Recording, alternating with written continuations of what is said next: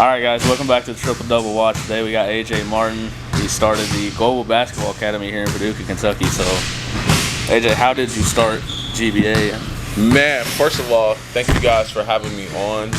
As far as GBA is concerned, it was just a need that I felt like we needed in the area. So I'm originally from St. Louis, grew up in a rich basketball area. Went to a prep school, played 5 years at St. Louis Christian, started there in 8th grade all the way through. So I was kind of used to the development part of the game. And I was a late bloomer to basketball. And so development was a big part of my transition into the sport. And I eventually played Division I basketball because of that. And so as my son took a real strong interest to basketball about 3rd grade, I just realized there wasn't a lot of coaches that were doing actual development. There was players that were excited to play on teams, get minutes, and play in little leagues and things of that nature. But I'm thinking to myself, like, who's actually taking the time to show them how to do a right-hand layup and combo and just all the fundamental stuff. And no disrespect to like some of the church leagues and things of that nature in camps. They do a really good job. But this, I'm talking about something that was all year round. It's just like this. Like, if you have a cheerleader, they go to gymnastics. Like, no questions asked, right? It's just like a no-brainer. You have a baseball player, they take pitching lessons, hitting lessons. But it just did not exist for us, for basketball. And that's kind of what we want to embody. Even before we knew what we were going to call the business, that we had the model down of exactly what our goals was and what we wanted to do. So I think you see that a lot, like, you touch on that in high school and stuff. Like, once people get to the high school level, like, the development side kind of gets taken back. Yeah. All because high school coaches want to win too and stuff, so they start putting a lot of effort and focus in their top guys. Yeah. And so some guy that could improve a lot in 2 or 3 years gets overshadowed. And to their credit, it's really, they're limited to what they can do. So, for example, with high school coaches, it's not that they don't want to develop their kids. And like you said, they're preparing a team to win.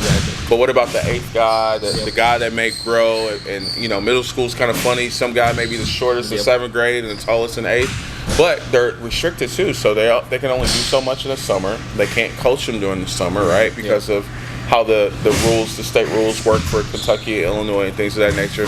So they have a limited time to prepare a team. So it's up to those players to kind of go get it on their own, and a coach to say, hey, I really want you to work on this and this and this. Okay, well, where does that player start when it comes to that?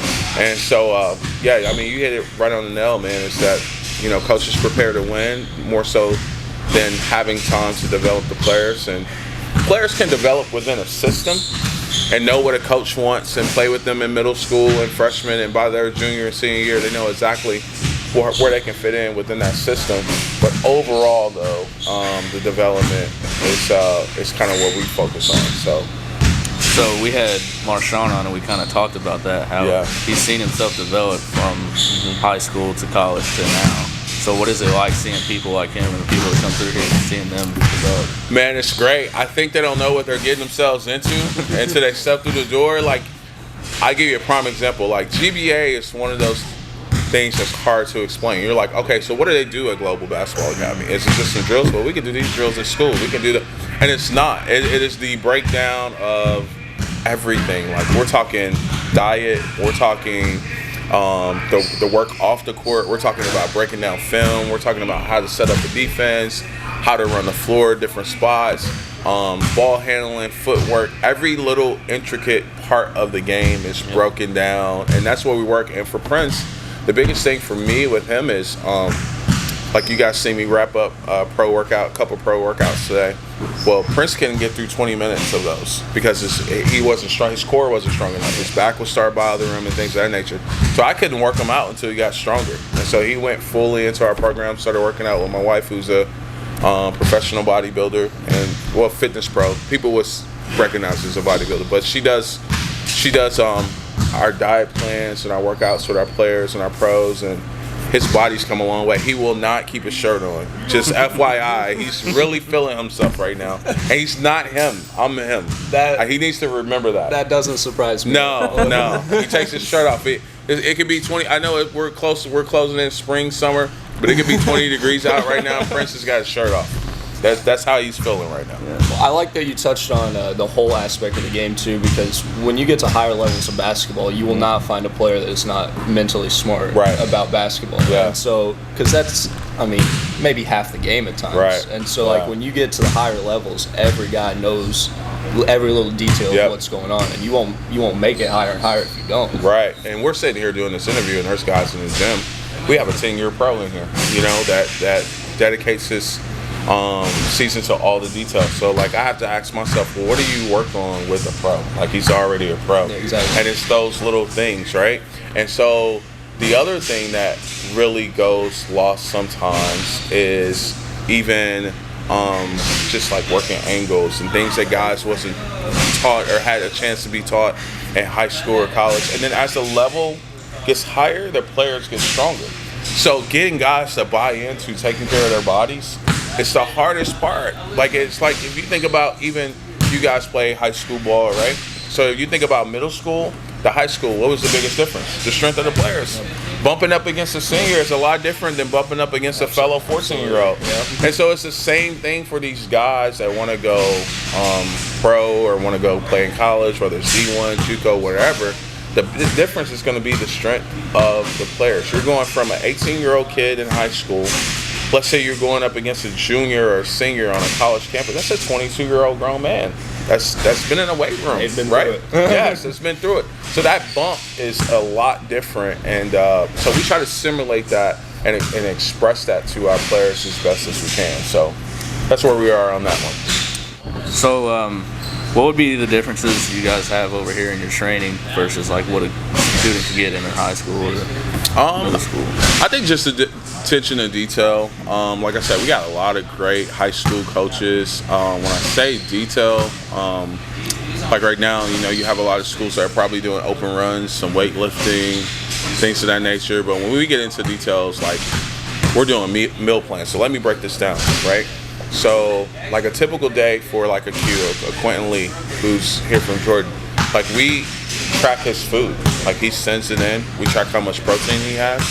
We track his recovery from cryo. You may have heard Prince talk about cryo and recovery, right? That's part of our process. So we want these guys to learn how to prepare their bodies. And I always tell guys and girls, don't prepare for the job you already got. Let's prepare for where you want to go. I'm going to give her a shout out. We have a young lady, Sailor Lowe, that's at Callaway. She's an 8th grader. She's a 2-year varsity starter. She averaged over 20 a game. We talked to 4 D1 schools a couple weeks ago about her. And she just got on EYBL. She's a young one. She's playing for Boo Williams. And her first tournament was 2 weeks ago in Virginia. And her mom is texting me on Saturday. Guess what the biggest challenge for her was? The physicality of the players, the size of the players. So that's one of the things that we really stress as well. And it's, like I said, we got so many programs. We have a speed and agility school. Coach Mario does that. We specialize in the ball handling. You hear the Dr. Dish going in the background. We have the analytics as far as showing the players where they shoot from every spot on the floor. So like I said, when we say development and breaking the game all the way down, we truly take that seriously. So as far as like individual players you train with, do you kind of focus on their like trying to up their weaknesses more, or maybe even go at their strengths and make their strengths almost unstoppable? So both. So we always tell people, you know, your first workout is on us. I always like to get a feel for the players and let them get a feel for me. And I always I want to have players strip away labels, right? So if a player comes in, they're like, well, I'm a point guard, and I'm a center, and I'm a scorer. No, you're a basketball player. You see that a lot. Yeah, because it puts them in a tunnel vision of what they're supposed to be working on. So let's say you have a kid that's like super tall to be a 6th grader. Now everybody shoots by him in 8th grade, and now he's maybe middle of the pack. And all his 3rd, 4th, 5th, 6th grade life, all he's been doing is post moves. And now he can't handle it.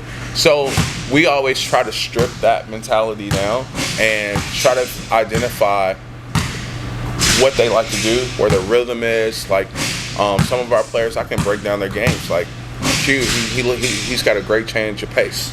He's a great shooter. He loves to change pace. That's one of his things. He's got an explosive first step. Prince, we mentioned him. Prince is a little bit of a forcer. He's a score first, second, third mentality kind of guy. So to get him to buy into like, yo, if you're trying to be a pro, like these dudes have their franchise player. You're not finna go take, the leading scores team. You have to learn how to play a role. You have to learn how to sprint the floor. You have to learn how to shut down, knock down a corner three.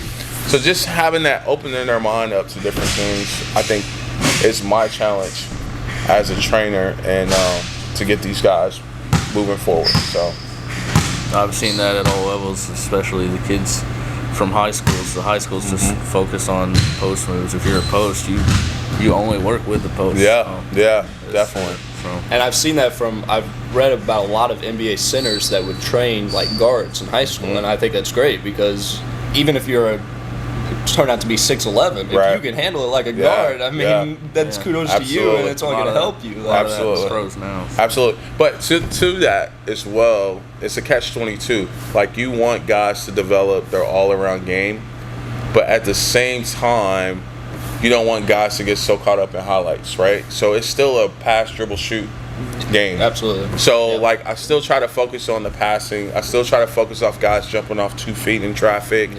Trying to make the right moves in the right situations. Like, so that's the thing, too. I don't want to get lost into making a highlight so more than where we can't do the simple stuff.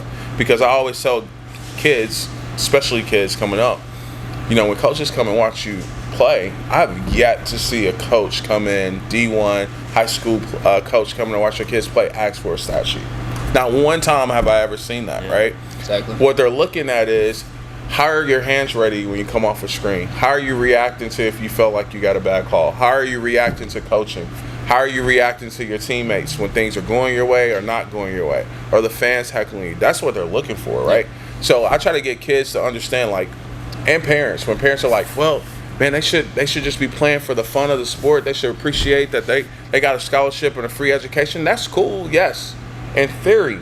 But the guy that's coaching them is coaching for a paycheck. Absolutely. So if that kid cannot cut it or reach that level, then it's just a natural progression. So to have a realistic conversation with players, like, all this stuff matters. Like, I always have a thing, one of my pet peeves, and people can vouch for it, is coolness. I don't want the cool guy.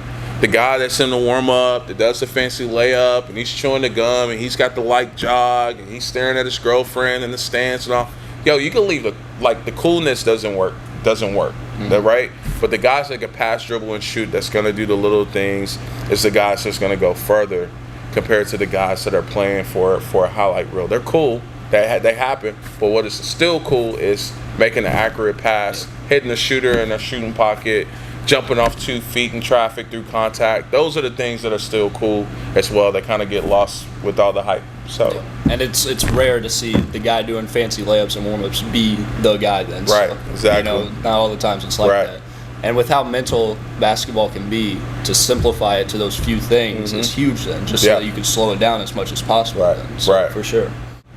So you talked about you were a late bloomer yourself. So what's kind of your relationship with some older guys, maybe 19, 20, 21, that, weren't maybe even starters or whatever in high school, but trying to come on the scene now in college or whatever? Yeah, so as far as for me, like, when I say I was a late bloomer, I wasn't a kid that had the opportunity to start very young and go play travel ball. I had a single mom that just didn't have the means to get me there, right? So as far as, like, being a late bloomer, like, my situation happened by chance. So, like, just being 100 with you, like, I was a typical teenager. I got kicked out of a public school for fighting all the time, getting in trouble all the time.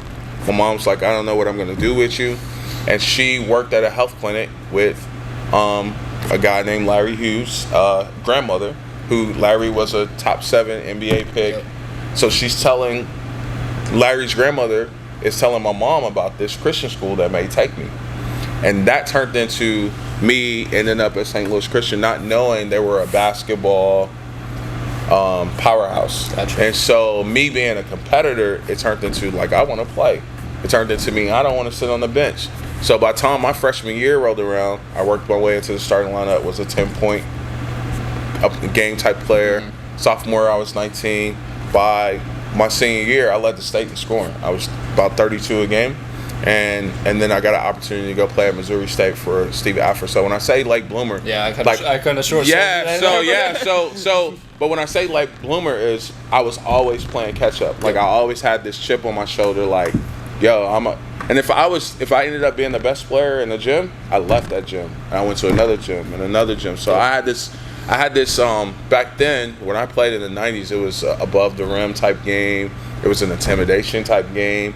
And if I felt like I could punk you, I was gonna punk you. Like that was just my mentality back then. It wasn't even now. It's like as an adult and as a trainer, like it's fun for me to like the game's been so reinvented, right? So like there was never an idea of like change of pace, like slowing down was good. Like it was just 100 miles an hour all the time. Like the higher the level, the more guys understand. Like I have to be in control. Like I have to. Yeah, I may go 100 to my shot, but I may set this guy up at 50% to go 100 to get his feet to slow down. Things like none of that stuff was like even a thought process back then, and that just shows how much the game has evolved. And it's made it fun for me to try to keep things fresh and keep these guys sharp and on their toes. So, I guess to wrap up, do you have any new things going on here at GBA? Things we can look forward to? Yeah, man. So we have so just to start off, so we're in our second year. We have about 350 players that train here between like pre-K all the way through the pros. We have a travel program that's called Kentucky Elite Mentality. On the boys and girls side, we have 20 basketball teams.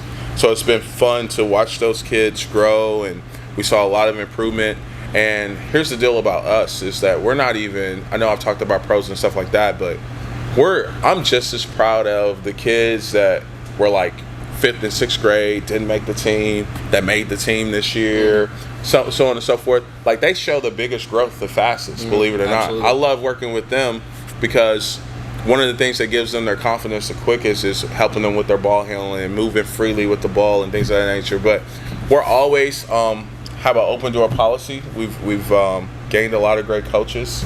We have like 25 coaches between all of our teams and trainers, maybe even a little more than that. But it's just become so cool to see kids from all over the region. We had a kid, PJ Farmer, who's a freshman from Missouri, right? He had a D1 offer going into his freshman year in high school. So he's been training with us for 2 years. He just drove.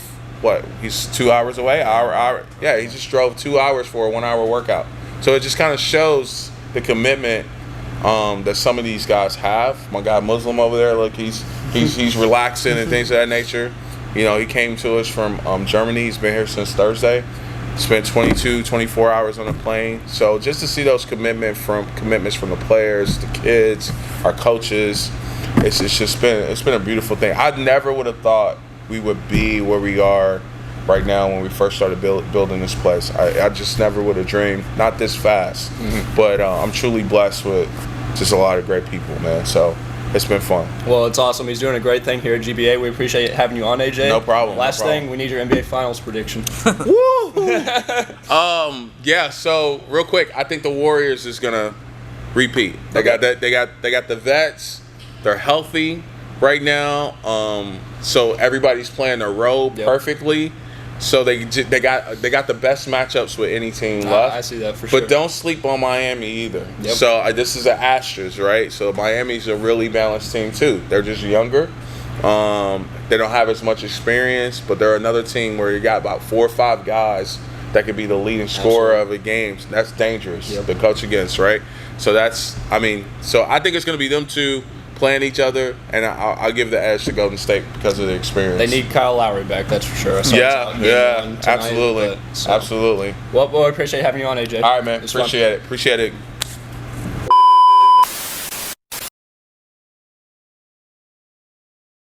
Good job, fellas. And cut.